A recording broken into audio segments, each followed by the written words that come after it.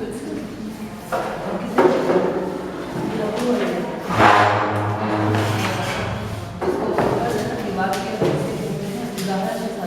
good morning to all of you. My name is Sonal Keshri and I am the resource person of today's training, and my topic is Art Integrated Learning, the pedagogy of experiential learning. So today we learn about how to introduce this AIL to our children. हम लोग आज जानेंगे कि कैसे हम कला arts का प्रयोग साधन के रूप में कर सकते हैं। एनसीईआरटी में न केवल ट्रेनिंग्स बल्कि लिखने के तरीकों पर भी चर्चा हुई है, और ना ही सिर्फ लिखने के तरीके पर, उन्होंने और भी एनसीईआरटी ने काफ़ी कुछ रिसर्च किया है, इनके पर्टिकुलर कॉन्सेप्ट्स पे भी रिसर्च किया है, उस पर काम किया है। जब हम एआईएल की बात करते हैं तो हम लोग ऐसा क्या एक्टिविटी करें या ऐसा हम लोग क्या बच्चों को बताएं जिससे वो एक्टिविटी शुरू में जिस तरीके से वो करना चाह रहे हैं उस तरीके से वो कर पाए। आर्ट का यूज़ करते हुए, कला का प्रयोग करते हुए बच्चे कैसे एक्टिविटीज़ में अपने आप को इन्वॉल्व करके चीज़ों को समझ सकें या चीज़ों को करके खुद से समझ सकें। First of all, module which is for pedagogy and not pedagogy of art but pedagogy of learning. ये pedagogy ना ही सिर्फ आर्ट के लिए है बल्कि लर्निंग के लिए भी हम इसको यूज़ करते हैं, और सबसे ज़्यादा लर्निंग में ही अगर हम ज़्यादा इस आर्ट को ध्यान दें सीखने के लिए तो काफ़ी बेनिफिशियल होगा हमारे लिए, as well as children as well as teachers. What is AIL? Art Integrated Learning is a teaching learning module which is based on learning through the arts and with the arts. This course focuses on enabling the learner to learn and practice AIL in teaching learning of his or her subjects.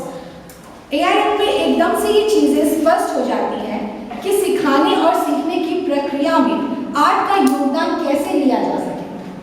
जब हम सीखने और सिखाने के लिए कला का प्रयोग करते हैं तो उसे कला समेकित अधिगम कहते हैं। AIL, Art Integrated Learning, is refers to कला समेकित अधिगम।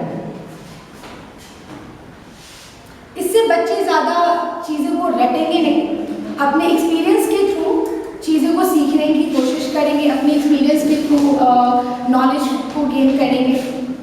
Let's see an overview of AIL. A pedagogy where art becomes the basis of teaching learning process. अध्यापन जहाँ कला शिक्षण सीखने की प्रक्रिया का आधार बनती है।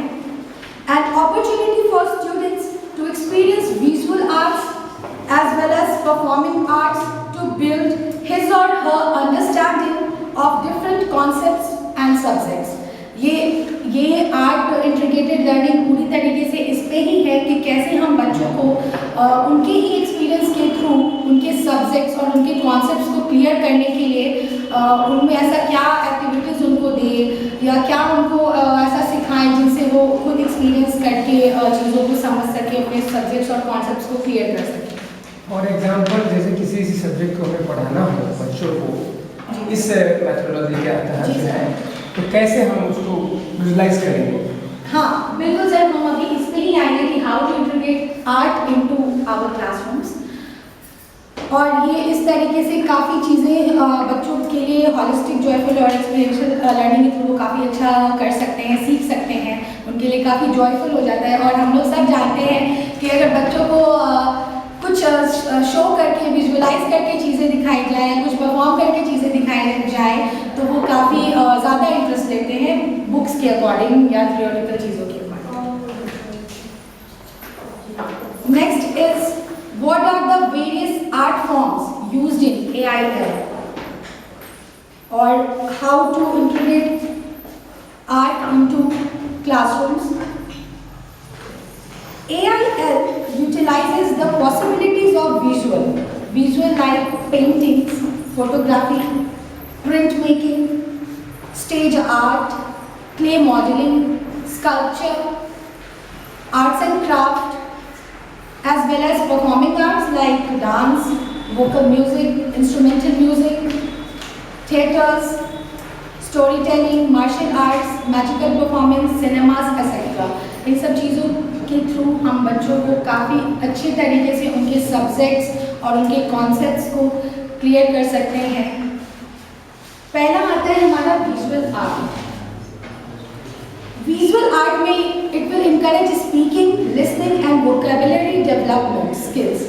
इससे बच्चे काफ़ी अच्छा उनका लिसनिंग स्किल भी डेवलप होगा, उनकी स्पीकिंग स्किल डेवलप होगी। अगर हम वीडियोस को अगर हम बच्चों को दिखाते हैं,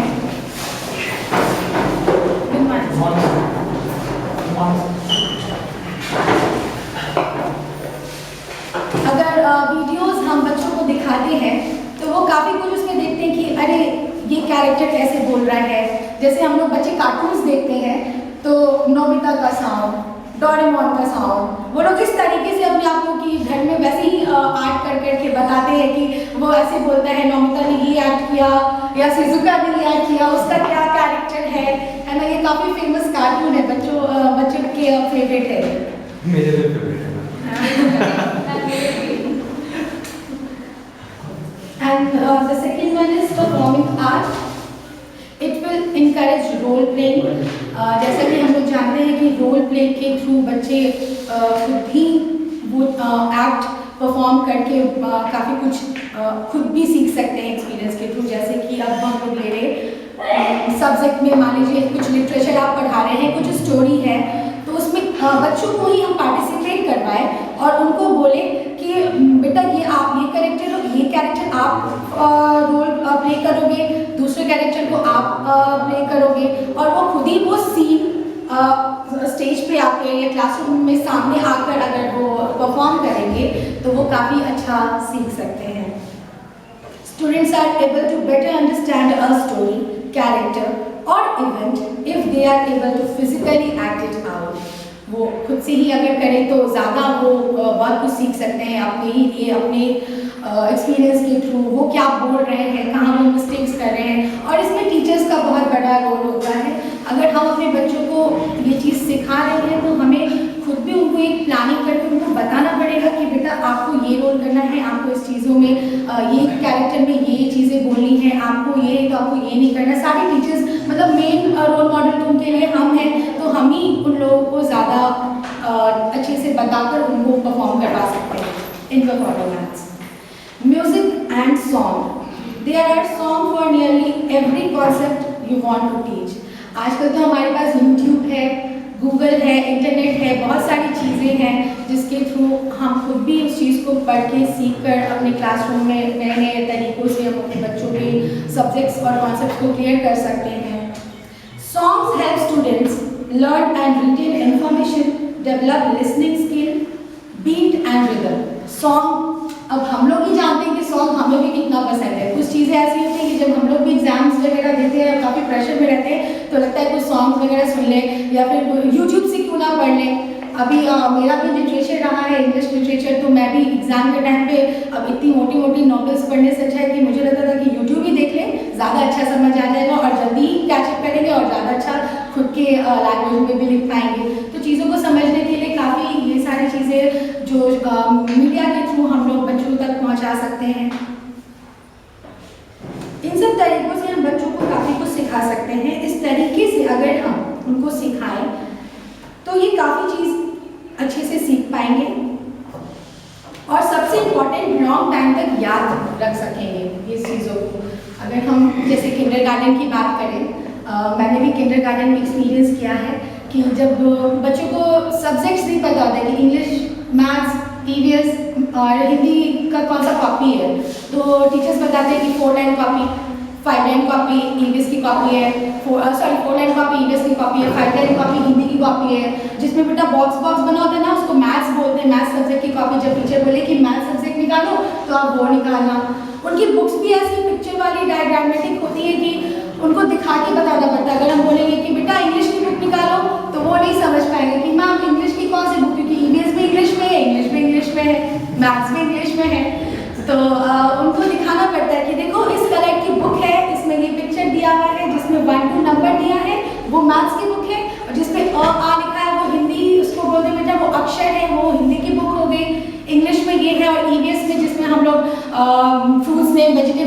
आपका डायग्राम बना होता है ना, वो ईवीएस की बुक है।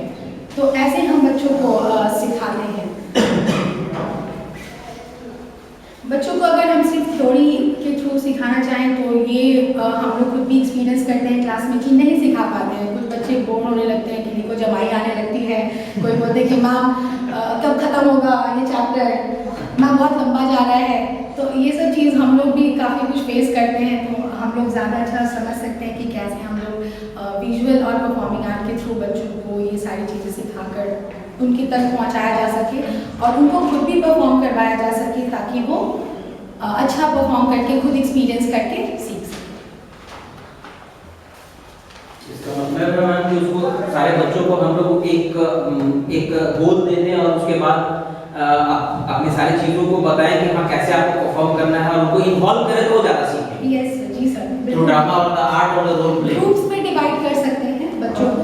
और ग्रुप एक्टिविटी। हाँ, और जहाँ तक रहा स्कूल की बात, हमारे स्कूल में अब लिमिटेड टाइम होता है, 40 मिनट्स और 45 मिनट्स का एक क्लास ही होता है। तो जब हम जाएँ तो एक दिन पहले इसकी प्लानिंग कर लें कि कल ये हम लोग एक्ट करने वाले हैं, इंग्लिश का ये चैप्टर है।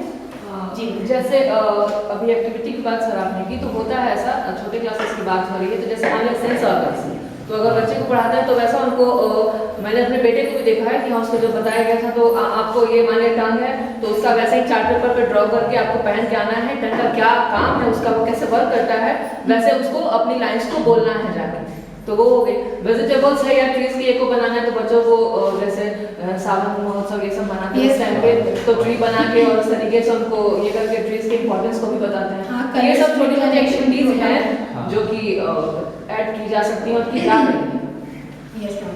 हमको आपका ये पॉइंट भी बहुत अच्छा लगा मैम कि जो कार्टून कैरेक्टर्स को अगर इंक्लूड करें ना, क्योंकि उसमें बच्चों को कुछ बताना नहीं है, बच्चे पहले जानते हैं और बेहतर जानते हैं और बहुत इंटरेस्ट भी लेंगे। और इससे हम उनको लैंग्वेज भी सिखा सकते हैं और भी बहुत तरह की चीज़ें सिखा सकते हैं, वो तो प्लान करने की चीज़ें, लेकिन ये कंसेप्ट आपका हमको बहुत अच्छा लगा। Thank you sir. ऐसी एक्चुअली काफ़ी एक्टिविटीज़ हमारे लिए लेकर आए हैं, जिससे टीचर्स अपने बच्चों के साथ और घुलना मिलना और कंफर्टेबल फील कराना, बच्चों के साथ जॉयफुल इन्वायरमेंट उनको देना, बच्चों को इस तरह से टास्क परफॉर्म करने के लिए इनकरेज करना कि वो उनमें एक कॉन्फिडेंस लेवल भी इंक्रीज हो कि वो नहीं वो कर सकते हैं। और कभी भी ना हम लोग जब ऐसा करें, अगर हम अब हमारा भी न्यू सेशन शुरू होने वाला है, तो हम लोग का भी कोशिश रहेगा कि हम लोग बच्चों को ये जो हम लोग ट्रेनिंग्स कर रहे हैं इसके थ्रू भी हम लोग काफ़ी कुछ बच्चों को सिखाएं, जो हम अभी खुद भी सीख रहे हैं, जो भी रिसर्च करते हैं, जो भी कुछ पढ़ते हैं उसके थ्रू। तो ये चीज़ भी काफ़ी ध्यान देने की चीज़ है कि अगर जब हम बच्चों को बोलते हैं कि कल बेटा ये परफॉर्म करना है, आप लोगों को प्रिपेयर करने आता है, करके आना है, ये कैरेक्टर आपको दिया गया है, तो तुम अपने अपने कैरेक्टर्स को अच्छे से क्या बोलते हैं उसको प्रिपेयर करके आना। तो हम लोग स्कूल में काफ़ी एक्ट करेंगे और बहुत मज़ा आएगा, ऑडियंस होंगे, डायरेक्टर्स होंगे, टीचर्स होंगे, सब आपके लिए क्लास उनको पहले मोटिवेट करेंगे सो डैट कि वो अच्छे से प्रिपेयर करें। और कुछ बच्चे लिटरली ऐसे होते हैं जो काफ़ी इंटरेस्टेड होते हैं, इवन क्लास में पढ़ाते पढ़ाते भी वो अपनी बातें कि मैम ऐसा वाला घर पे हुआ था, ऐसा ये बुक में दिया है ना, ऐसा हम कहीं पढ़े थे, मेरी मम्मा ने ये कहानी मुझे पहले ही सुनाई है। छोटे बच्चों की बात करें तो ये सारी चीज़ें आ जाती हैं।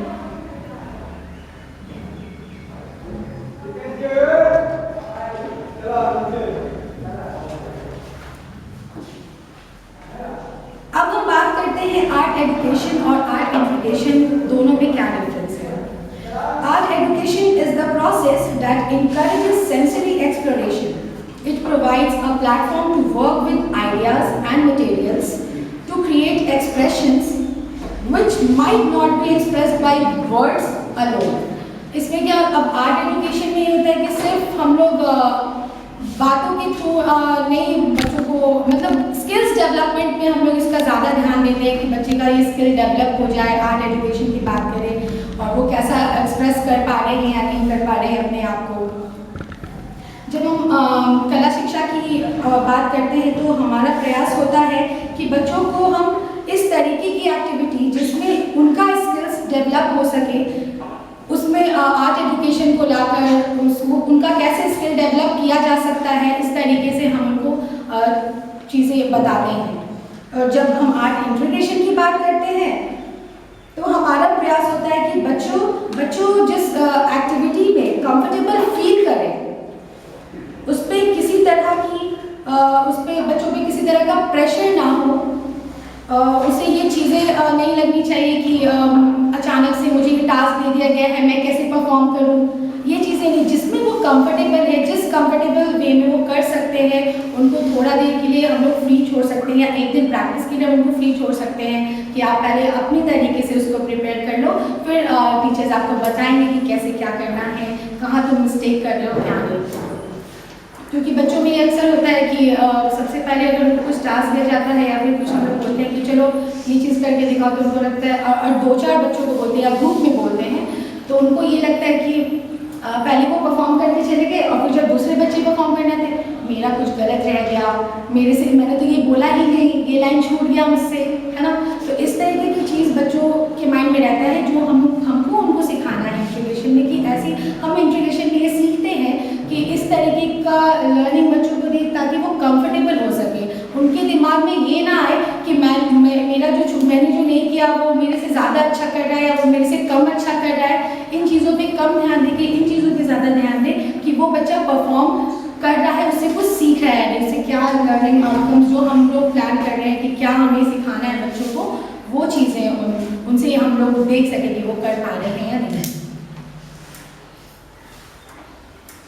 तो जिस एक्टिविटी के माध्यम से वो एक्सप्लोर कर पाए, एक्सपेरिमेंटेशन कर पाए और फिर उसके बाद उसको ये खुशी महसूस हो कि उसने अच्छा किया, वो उसने परफॉर्म अच्छा किया, जो मैम ने टास्क किया, जो उसको वर्क दिया गया था, वो काफ़ी अच्छा उसने परफॉर्म किया। और हम लोग कभी इनकरेज करें, और ऐसा होता है सर कि हम लोग कभी कभी ना क्लासेस में बोल देते हैं कि वो देखो कितना अच्छा किया, तुमसे नहीं हो पाया, तुमने ये वाला लाइन थोड़ी ना बोला था, वो तुमसे ज़्यादा अच्छा बोला, वो हिंदी में नहीं इंग्लिश में बोला, ऐसा हम लोग बच्चों को बोलते हैं। लेकिन हमें ऐसा नहीं करना चाहिए। हिंदी में बोल रहा है या इंग्लिश में बोल रहा है, बात मैटर ये करता है कि वो परफॉर्म कर रहा है आपके सामने, वो अपना एक कॉन्फिडेंस अभी से ही बिल्डअप करने की कोशिश कर रहा है कि नहीं मैं कर सकता हूँ या कर सकती हूँ। तो ये डिफरेंसेस है आर्ट एजुकेशन और आर्ट इंटीग्रेशन। अगर हम बात करें बेनिफिट्स की, तो AIL की बेनिफिट्स क्या है एज अ पेडागोजी। जब हम ट्रेडिशनल तरीके से टीचिंग करते हैं, उसे छोड़कर हम अपने क्लासरूम में आर्ट के थ्रू पढ़ाएं, तो वो भी ज़्यादा बेनिफिट्स हमारे बच्चों के लिए होगा और एज वेल एज टीचर्स के लिए भी, क्योंकि जब हम बच्चों को सिखाते हैं तो हम खुद भी काफ़ी चीज़ें एक्सपीरियंस करते हैं और खुद को भी एक्सप्लोर करते हैं कि और किस तरीके से बच्चों को पढ़ाएं और किस तरीके से, और मुझे क्या करना चाहिए कि ये लोग और अच्छा कर सकें, और मुझे अपने अंदर, तो ये टीचर्स के लिए ना सिर्फ स्टूडेंट्स के लिए, ये टीचर्स के लिए भी है आर्ट इंटीग्रेशन लर्निंग, कि हम लोग खुद भी अपने आप को एक्सप्लोर करके बच्चों तक अपनी बातों को रख सकें। क्योंकि अगर हम जाके बोलेंगे क्लास में कि ये एक्टिविटी करना है, ये है, ये तुम लोगों को कल परफॉर्म करना है, तुम लोग जाके अपना प्रिपेयर करके आना, कल देखना है, तो वो समझ ही नहीं पाए। छोटे बच्चे तो वो कैसे समझ पाएंगे कि मैम ने क्या बोला। तो उसको सिखाने, जिस तरीके से हम उनको सिखाते हैं, ये भी एक आर्ट है हमारे अंदर कि वो हम बच्चों तक पहुंचा पा रहे हैं कि उनको समझाना किस तरीके से है।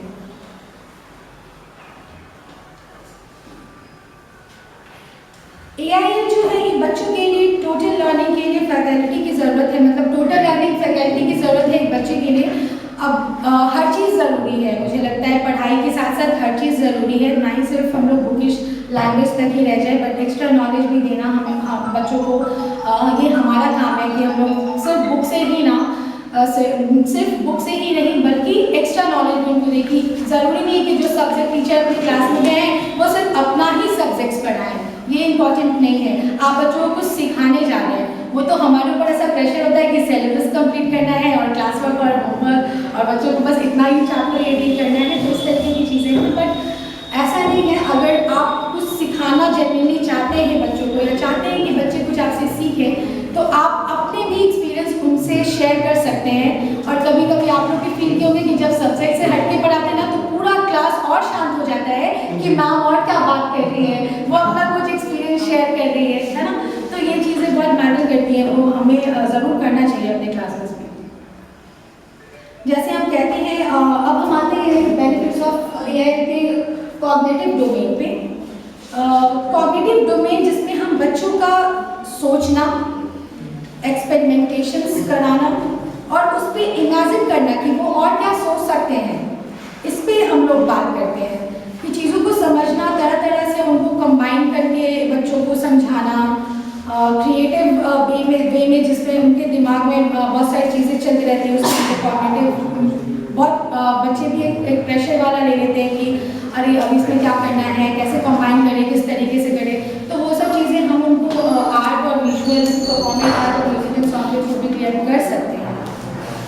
मीन्स की थिंकिंग स्किल्स को डेवलप कर दिया जाए, उससे सोचना शुरू कर दें कि हाँ मुझे क्या करना है और कैसे इस चीज़ को हम कर सकते हैं। बिल्कुल, क्योंकि इससे चीज़ें और इजी हो जाएंगी उनके लिए। अगर हम सिर्फ इस चीज़ों पे ध्यान ना दें कि सिर्फ जाके अपना सब्जेक्ट पढ़ा के आना है, क्योंकि कभी कभी हम क्लासेस में जाते हैं तो बात करने लगते हैं बच्चों से कि छोड़ो आज ज़्यादा पढ़ेंगे नहीं, कुछ तुम लोग बताओ क्या कल होमवर्क दिए थे, कौन कौन सा वर्ड नहीं समझ में आया। उन लोगों को प्रोनाउंसिएशन करना भी हमें सिखाना है, क्योंकि बच्चों को जब तक बोलने नहीं आएगा तो वो बोलने भी हम लोग विजुअल आर्ट के थ्रू ही सिखा सकते हैं। जैसे मैंने कार्टून वाला जो एग्जाम्पल दिया या यूट्यूब है आज के टाइम पे, तो वो इस चीज़ से क्या कुछ नहीं सीख सकते हैं। मतलब अगर हम कोई वीडियो प्ले कर देते हैं या कोई पोएम्स, तो पोएम्स में जो हिंदी वर्ड्स आते हैं, जैसे पोएम्स जैसे हम लोग इंग्लिश पोएम में twinkle twinkle little star, right. तो बच्चा को ट्विंकल कैसे समझ आएगा कि TIWNKEL ट्विंकल होता है, KEL ट्विंकल होता है, वो कैसे पढ़ेंगे। तो वो जो वीडियो देखते हैं ना, उसमें जो सब टाइटल के साथ आते हैं वीडियो, तो उससे बच्चे काफ़ी अच्छा परफॉर्म कर पाते हैं। दूसरा है हमारा साइकोमोटर्स। साइको से हम लोग समझते हैं कि उनकी साइकोलॉजी पे ही वर्क करना हमारे उस पर है। साइकोमोटर्स में जिसमें बच्चे जो सोच रहे हैं उसको वो अपने फिजिकली वो चीज़ को कर पा रहे हैं या नहीं, एक्टिविटीज़ को परफॉर्म कर पा रहे हैं या नहीं, जिससे अपने हाथों के माध्यम से या अपने शरीर के माध्यम से वो जो सोच रहे हैं वो एक्टिविटी वो कर पा रहे हैं या नहीं, ये भी हमें नोटिस करना है साइकोमोटर में। कि बच्चे को अगर हम कुछ एक्टिविटी दे रहे हैं तो वो सिर्फ ऐसा, कुछ बच्चे होते हैं जो मतलब काफ़ी शांत अपने ही काम में वो बिजी रहते हैं, तो उनको भी इस तरीके का इंटरेस्ट उनमें जगाना है कि वो अपने आप को भी वो परफॉर्म करने के लिए इंकरेज करें। टीचर्स को हम लोग बोलते ही हैं बच्चों को, लेकिन उनमें खुद कैसे डेवलप हो इस चीज़ों पे भी ध्यान देना है। जैसे थिएटर करते हैं तो पूरा बॉडी यूज़ होता है, उनको हम लोग रोल प्ले के थ्रू ये बता सकते हैं कि तुमको ये आर्ट परफॉर्म करना है। तो अगर मान लो तुमको एक राजा का रोल दिया जा रहा है तो उसमें हम लोग पूरा अपने बॉडी का यूज़ करते हैं ना, परफॉर्म करते हैं, वो पूरा हमारा माइंडसेट भी एक राजा वाला हो जाता है कि हम वैसे ही सोच रहे हैं, वैसे ही परफॉर्म करेंगे। तो इन सब चीज़ों को, उनकी कैरेक्टर्स को अच्छे से एक्सप्लेन करके उनको ये चीज़ें समझाई जा सकती है। तब हम बच्चों को इस तरीके से एक्टिविटीज़ देते हैं जो उसका साइकोमोटर्स डोमेन वो भी काम करता है, वो किस तरीके से सोच रहा है, वो क्या सोच रहा है, उसको कर पा रहा है या नहीं, वो जो सोच रहा है, ये सब चीज़ हम लोग साइकोमोटर्स डोमेन पे ध्यान देते हैं। बच्चों के अंदर ये और भी डेवलप करने की कोशिश करेंगे आगे भी। अभी जितना हो पाता है हम लोग कोशिश तो करते हैं, बट इतना कम टाइम पीरियड होता है क्लासेस में कि ज़्यादा कुछ सिखा नहीं पाते हैं, क्योंकि और भी सारे एकेडमिक्स का काम भी होता है। बच्चों को ज़रूरी नहीं कि हर दिन तो नहीं कर सकते ये चीज़, लेकिन हाँ जैसा सर ने बोला कि महीने में एक दिन तो हम लोग कोशिश कर सकते हैं कि हम लोग बच्चों को ऐसे एक्टिविटी बेस्ड लर्निंग को सिखा सकें। और थर्ड है हमारा अफेक्टिव डोमेन। ये बहुत ही इम्पॉर्टेंट पार्ट है, जो भी हम जानते हैं और जो कहते हैं और समझ सकते हैं उस पर ये उसके परिस्थिति पे ये चीज़ें हैं कि बच्चे क्या चीज़ सीख रहे हैं, क्या चीज़ वो सोच रहे हैं, कैसा वो अफेक्ट उनमें किस तरीके का अफेक्शन आ रहा है अफेक्टिव डोमेन में, वो सब चीज़ें हम लोग देखते हैं। अगर हम इस दूसरे तरीके से समझें तो जो भी टीचिंग का स्टाइल है, जो हम तीनों डोमेन की बात करते हैं, तो वो शायद इन तीनों डोमेन के माध्यम से पूरा हो सकता है। कॉग्निटिव डोमेन, साइकोमोटर और अफेक्टिव डोमेन के द्वारा हम लोग बच्चों की साइकोलॉजी को समझ सकते हैं, वो उस तरीके का परफॉर्म कर पा रहे हैं या नहीं कर पा रहे हैं, ये चीज़ें समझ सकते हैं। AIL जहाँ भी अभी तक यूज़ हुआ है वहाँ NCERT का ये रिसर्च है कि अभी तक जहाँ भी AI यूज़ हुआ है वहाँ पे काफ़ी अच्छा परफॉर्मेंस रहा है बच्चों का। बच्चे काफ़ी कुछ सीख पा रहे हैं इस चीज़ से, आर्ट इंटीग्रेटेड लर्निंग से, और टीचर्स भी काफ़ी ज़्यादा खुश हैं कि वो भी कुछ सीख पा रहे हैं बच्चों को सिखाने के लिए। वो भी अपने आप को एक्सप्लोर कर रहे हैं कि हम उनको और क्या करना चाहिए, क्या नहीं करना चाहिए, बच्चों को और किस तरीके से उनका स्किल्स डेवलप करें, या उनके अंदर वो एक्टिविटीज़ वगैरह चीज़ें को वो अलग अलग तरीके से देख सकें।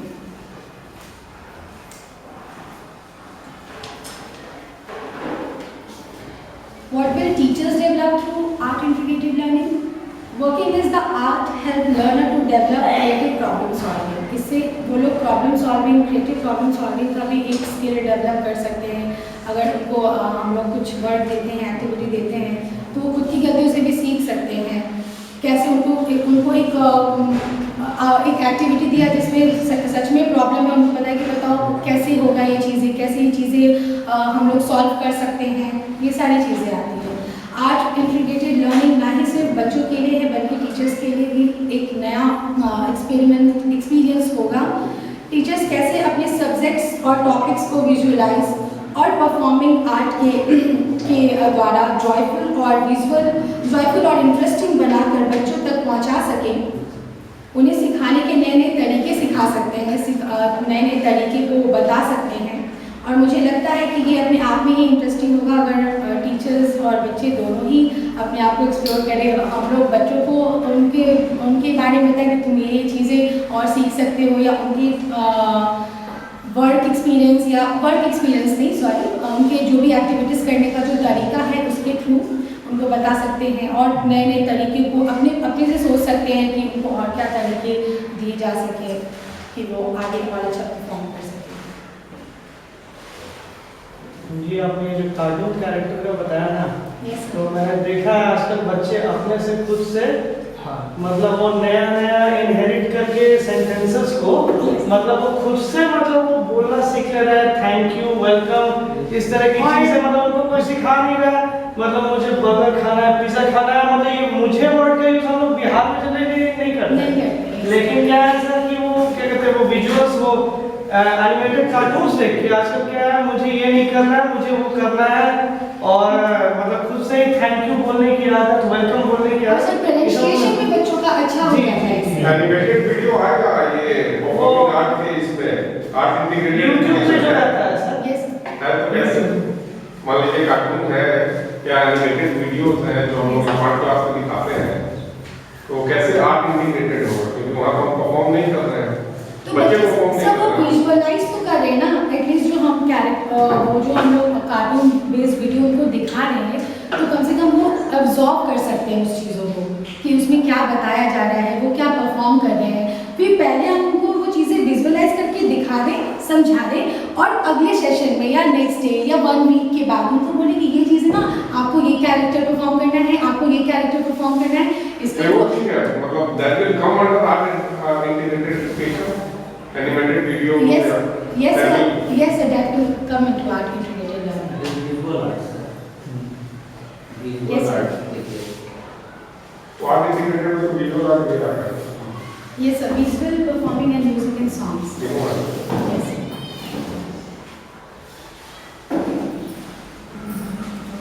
कुछ बच्चे ऐसे भी होते हैं जो सिर्फ राइटिंग के थ्रू अपने आप को एक्सप्रेस नहीं कर पाते, मतलब वो जो कहना चाहते हैं, वो जो सोच रहे हैं, वो सिर्फ राइटिंग के थ्रू वो नहीं कर पाते हैं। तो वैसे बच्चों के लिए ये चीज़ें काफ़ी बेनिफिट्स होंगे उनके लिए कि वो इस तरीके से बहुत कुछ सीख सकते हैं बिना कोई किताब, बिना कोई उनको सिखाए, वो केवल एक्ट देखकर, सिर्फ वीडियो देखकर वो चीज़ें समझ सकते हैं। बोलना भी कितनी बार होता है, अभी छोटे बच्चों को बहुत छोटे बच्चे मतलब 2-3 इयर्स के हैं, और उनको अगर कोई पोएम वीडियोस दिखाइए, कार्टून्स दिखाइए, तो उस तरीके का परफॉर्म एक्टिविटी भी करने लगते हैं अपने घरों में या फिर अपने टीचर्स के सामने। उनको ही बताते हैं, हमें भी काफ़ी चीज़ नहीं पता होती है जो हम बच्चों से ही सीख लेते हैं कि अच्छा ये चीज़ें भी आ गई हैं या ये चीज़ें भी हैं। तो वैसे बच्चे स्पेशली दोज लर्निंग इंग्लिश और विद स्पेशल नीड, जो स्पेशल टाइप के चाइल्ड होते हैं, उनके लिए भी काफ़ी बेनिफिशियल है।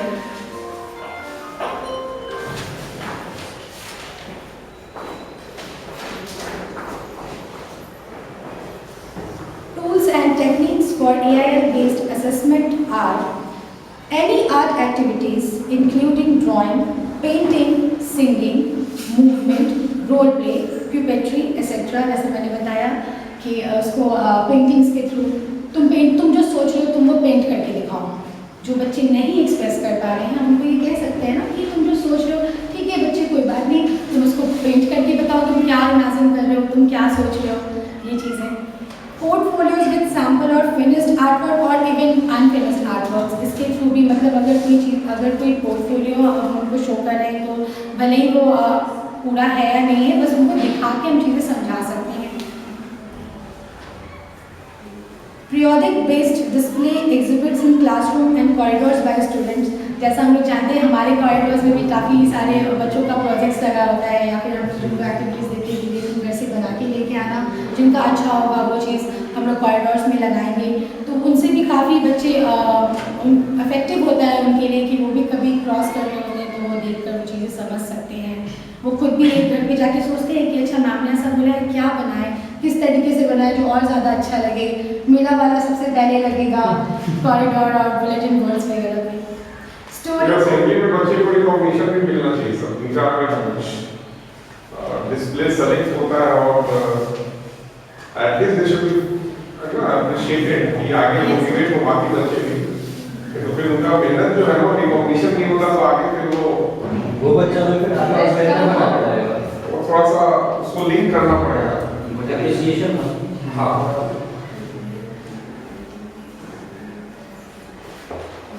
और ये क्लास वाइज का रोटेशन नेक्स्ट इससे करना होगा कि भाई या जिसका क्लास के सामने बोर्ड है ना तो मंथ में एक बार बहुत फ्रीक्वेंटली तो चेंज नहीं कर सकते हैं, under the supervision of class teacher वो डिस्प्ले बोर्ड का क्लास रहेंगे डिमार्केट हो जाए और उस पर हम लोग क्लास या सेक्शन लिख भी दें तो उनको फील होगा कि मेरा डेडिकेटेड डिस्प्ले बोर्ड है, फील करना फिर एक रिस्पांसिबिलिटी आ रही है, क्यों खाली है मेरे पास। ये तो होता क्या है 4 दिन से पड़ा हुआ है ये से चेंज नहीं होता, 6 महीना 8 महीना चेंज नहीं होता, फिर डिस्प्ले बोर्ड लगाने का पर्पस सॉल्व नहीं होता। यस सर, और ये हमको लगता है कि काफ़ी अच्छा भी होगा अगर बच्चों में उनको रूटीन में ही उनके डाल दें कि हर वीक चेंज करना है। तुम लोग में से कोई भी ऐसा ग्रुप भी डिवाइड कर सकते हैं कि जितने टोटल बच्चे हैं, अगर 40 बच्चे हैं एक सेक्शन या एक क्लास में तो 20-20 में डिवाइड कर दिया कि ये तुम्हारा ग्रुप है 20 का, अब तुम लोगों पे ये रिस्पॉन्सिबिलिटी दी जा रही है कि इसको वीक वाइज भी तुम चेंज कर सकते हो या मंथली में एक बार तो ये बुलेटिन चेंज होते हुए दिखना चाहिए, ऐसा भी हम लोग कर सकते हैं। अगर रिस्पॉन्सिबिलिटी देंगे तो वो ज़रूर करेंगे और स्कूल में रिस्पॉन्सिबिलिटी यहीं से तो बच्चे सीखना शुरू करते हैं कि वो कैसे अपने आप को मेंटेन कर रहे हैं, यूनिफॉर्म प्रॉपर है या नहीं, ये सब चीज़ें हम स्कूल्स में ही सीखते हैं, तो इसके लिए और हमारे पास इतने अलग अलग सब्जेक्ट डोमेन्स के लोग हैं ना, साल में एक बार एक स्कूल का मैगजीन भी निकलना चाहिए। Yes sir, at least once in year. आपका समर वेकेशन का जो टाइम है ना, हर क्लास से कुछ बच्चों से हर टीचर्स का कुछ उसमें मेंटल मैथ्स क्विज भी हो या कुछ शॉर्टकट्स हो जो वैदिक मैथमेटिक्स में है, कुछ पोएम्स भी बच्चे अपना कुछ होना चाहिए इस तरीके से। हाँ हम लोग को भी अब धीरे धीरे It also allows children to use and develop many important skills including problem solving, predicting, designing, vocabulary development, abstract thinking and cause and effects, कि उस चीज़ों से हम क्या मेजर cause and effects होगा या क्या चीज़ें हम अपने अंदर उनको उनकी vocabulary को develop कर सकते हैं इन सब चीज़ों से। The art also offers children the opportunity to explore and investigate, वो अपने आप को और एक्सप्लोर करने के लिए और अपने आप में इन्वेस्टिगेट करने के लिए कि और क्या चीज़ें हैं, क्योंकि जब तक वो इंटरेस्ट नहीं लेंगे तब तक नहीं हो पाएगी चीज़ें, तो उसके लिए हमें भी इंटरेस्टेड होना पड़ेगा, उतना इंटरेस्टेड खुद को बनाना पड़ेगा और बच्चों तक ये चीज़ ले जाना पड़ेगा कि वो भी उतना ही इंटरेस्ट के साथ अपने एक्टिविटीज़ या अपने जो वर्ड यूज दिया गया है वो करके आए। How art integrated learning is helpful in inclusive setup. Here knowledge is approached is an experimental manner. यहाँ पे experimental manner के थ्रू यहाँ पे लोग knowledge को gain कर रहे हैं या दूसरे तक पहुँचा रहे हैं। Since the medium of expression is art, there is no need to separate the artwork of the haves from the not haves. The disable from non disable और बॉयज़ फ्रॉम द गर्ल्स। ये सब चीज़ें ऐसी नहीं होनी चाहिए कि लड़की और है या नहीं है, इन सब चीज़ों में ये ज़्यादा बंद के ना रहें। इनको काफ़ी अच्छा हम लोग सिर्फ इक्वल करके बच्चों तक पहुंचा सके। अब सिर्फ और ऐसा कॉन्सेप्ट ना रखे क्लास में कि गर्ल्स का सेक्शन बना दिया, बॉयज़ का सेक्शन बना दिया, या ग्रुप में डिवीजन कर रहे हैं तो गर्ल्स बॉयज़ का ग्रुप डिवीजन नहीं कर रहे हैं, उनमें बॉयज़ भी इंक्लूड हैं और बॉयज़ में गर्ल्स भी इंक्लूड हैं। तो ऐसे क्या होता है कि वो काफ़ी चीज़ें सीखते भी हैं, क्योंकि काफ़ी बच्चे शाई भी होते हैं, काफ़ी वो जो लड़के हैं वो बात नहीं करना चाहते हैं गर्ल्स से, जो गर्ल्स है ना हम उसके बगल में नहीं बैठेंगे। हमारे क्लासरूम में भी है ऐसा कि गर्ल्स एक साइड बैठती हैं, बॉयज एक साइड बैठते हैं। तो ये चीज़ें मुझे लगता है कि चेंज करने की ज़रूरत है। लड़की लोग के साथ नहीं बैठे। मुझे लगता है सर कि अगर एक बेंच पे 2 बॉयज बैठे तो पीछे वाले बेंच पे 2 गर्ल्स को बिठाएं, तो बातें भी कम होंगी और वो ज़्यादा सुनेंगे भी, क्योंकि उनको बात करने के लिए ज़्यादा बॉयज वाला ग्रुप भी नहीं मिलेगा ना। तो मुझे लगता है कि ये चीज़ें हर क्लासेस में है। अभी सर ये इंसिडेंट जो बता रहे हैं उसी पे याद आया कि 1-2 दिन पहले क्लास 8 में ऐसा हुआ था कि बॉयज़ और गर्ल्स के बीच में थोड़ा सा इशू हो गया था। चंदन सर को शायद इसका पता होगा।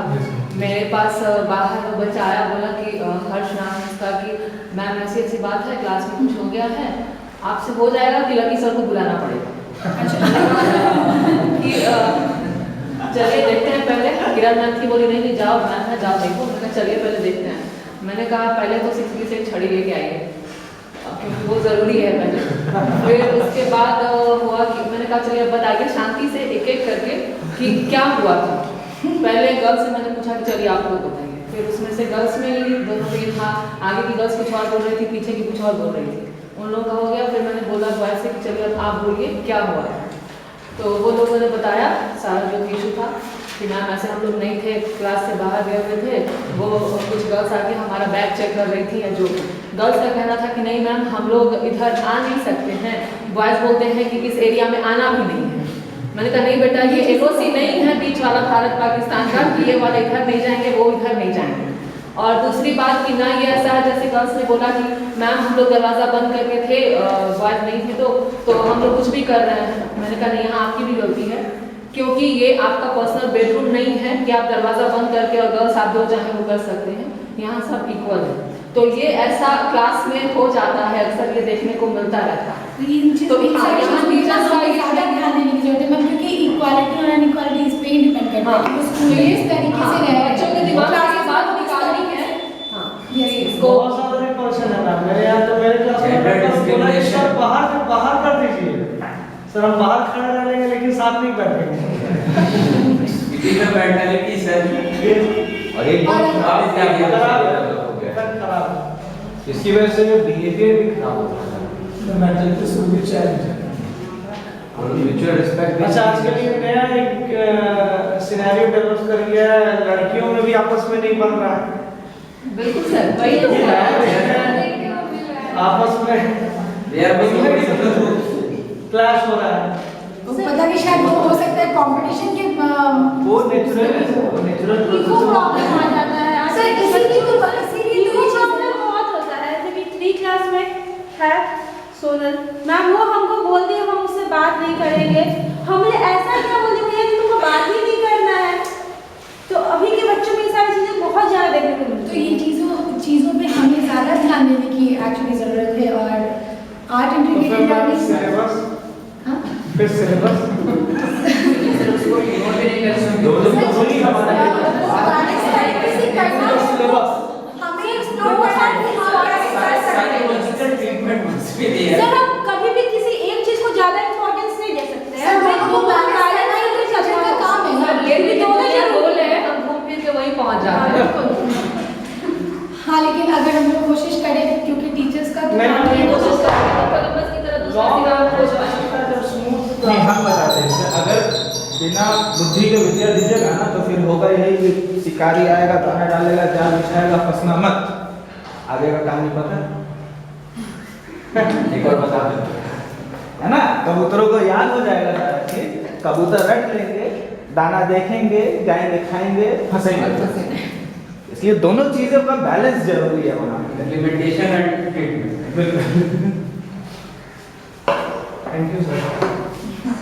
नहीं हमें इन चीज़ों पे ध्यान देने की ज़रूरत है। और मेरी भी रिक्वेस्ट है आप लोग की, अगर क्लासेस में इस तरीके से बच्चे बैठ रहे हैं तो वो लोग आपस में ही वो एक बिल्डअप कर लेंगे कि तुम लड़की हो मैं लड़का हूँ, तो ये चीज़ें हम लोगों को स्कूल में ही सिखानी चाहिए कि नहीं ऐसा नहीं है। हम लोग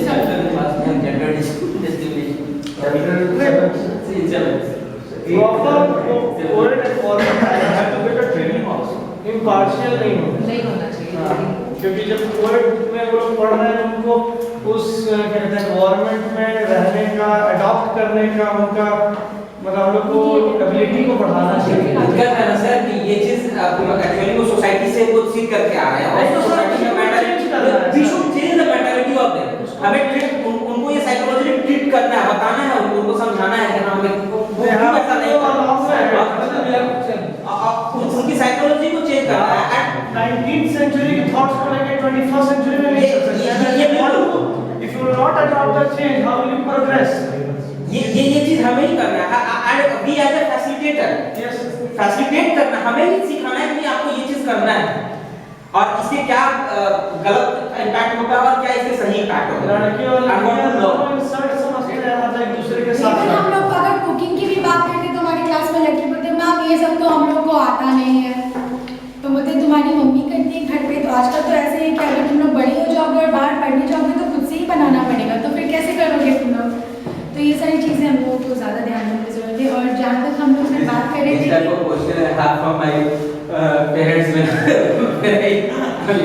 जब मैं पढ़ने जाता था तो मेरे घर में भी यही होता था, तो मैं उनको जवाब देता था कि फिर होटल किस लिए चल रहा है। तो ये भी बात है कि हम लोग स्कूल में बच्चों को कितनी देर अभी देखिए मेरी गेट बेनिफिट अगर सब कोई बनाने ही लगे। यस, और ये भी बात यहाँ पे ये भी क्वेश्चन आता है कि आखिर हम लोग कितने ही देर बच्चों को स्कूल में सिखा सकते हैं। अगर ये हम इक्वालिटी और अनइक्वालिटी बता भी रहे हैं तो बच्चों को, बच्चे तो ठीक है सुन रहे हैं समझ ले रहे हैं, हर टीचर जा रहा है अपना बता के आ रहा है, लेकिन उनके घरों में ये चीज़ें कैसे ये कहीं ना कहीं उनके घर से ही आती है, घर में उनके एक इस चीज़ को लेकर सर मेरा एक सोल्यूशन है। जैसे बोले कि सर इससे प्रॉब्लम आता है हम लोगों को फैसिलिटेट करना है, एक इसका सबसे अच्छा सोल्यूशन है कि एकदम जूनियर क्लासेस में ग्रास रूट लेवल पर अगर उनको इंटीग्रेट करेगा, अगर हम ये करते हैं कि 5, 6, 7 तक वो अलग अलग है, हम कभी एक्सपेक्ट नहीं कर सकते हैं कि 8 में वो म्यूचुअल रिस्पेक्ट रहेगा नहीं रहेगा, या ये जो सेंस ऑफ टैबू है ये डेवलप नहीं होगा। अगर ग्रास रूट लेवल से ये करते हैं ये ऑटोमेटिकली डेवलप हो जाएगा और ये फर्दर उनकी सोसाइटी को भी चेंज करने में मदद करेगा, उनके बिहेवियर से उनके पेरेंट्स के बिहेवियर में। तो ये ग्रास रूट लेवल पर और जो सीनियर बच्चे हैं हमारे 8, 9, 10 के, अगर हम उनको ये सारी चीज़ें बताते हैं इक्वालिटी के बारे में, तो उनको ये भी बताएं कि आप घरों में भी अपने, ऐसा नहीं कि सिर्फ स्कूल के लिए है, आप अपनी लाइफ में कहीं भी जा रहे हो, इवन अपने घर पे भी हो, तो इस चीज़ अपने भाई बहन में भी ऐसे कंपैरिजन नहीं करना है कि तुम मेरी बहन हो तुम ये नहीं कर सकते हो, या फिर ऐसा होता है जनरली हम लोगों के घर में, हम लोग भी काफ़ी कुछ ऐसा फील किए हैं। बट ये उनको सिखाना है कि वो अपने घर में भी लोगों का थॉट चेंज करने की कोशिश करें, मेंटालिटी चेंज करें। अगर उनके बाहर में दोस्त हैं, उनके नेबर हैं, अगर वो जाते हैं या घर में आके कुछ इस तरीके की बात करते हैं तो आप उनको समझाएं। ऐसा नहीं सोचना है कि मैम वो बड़े हैं हम कैसे बोल सकते हैं उनके बीच में, बट ऐसा नहीं, जब आप सही हो तो आप बोल सकते हैं। Yes sir, sure.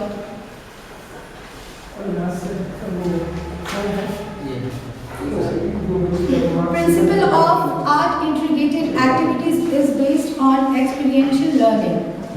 Children with special needs (CWSN) can be engaged in joyfully learning through art integrated learning. Special तरीके के जो चाइल्ड होते हैं जिनको स्पेशल नीड होती है सीखने और सिखाने के लिए, जो टीचर्स करते हैं तो उनको पेंटिंग्स वगैरह उनको जितना क्रिएटिव वे में हम लोग सिखा सकें ना, वो उनके लिए ज़्यादा बेनिफिशियल है। Through art integrated learning, teacher will be able to develop activities for art experience के through teachers अपने activities को भी और enhance कर सकते हैं कि और किस तरीके की activities हम बच्चों को दें जो art based हो। art based, yes। Art integrated learning helps in development of cognitive domain, psychomotor domain and affective domain, जिसके बारे में हम लोग बात कर चुके हैं। और अगर आप लोग का कोई पॉइंट ऑफ व्यू या क्वेश्चन है तो आप लोग कर सकते हैं। You have nicely explained everything. Very simple language. Thank you, sir.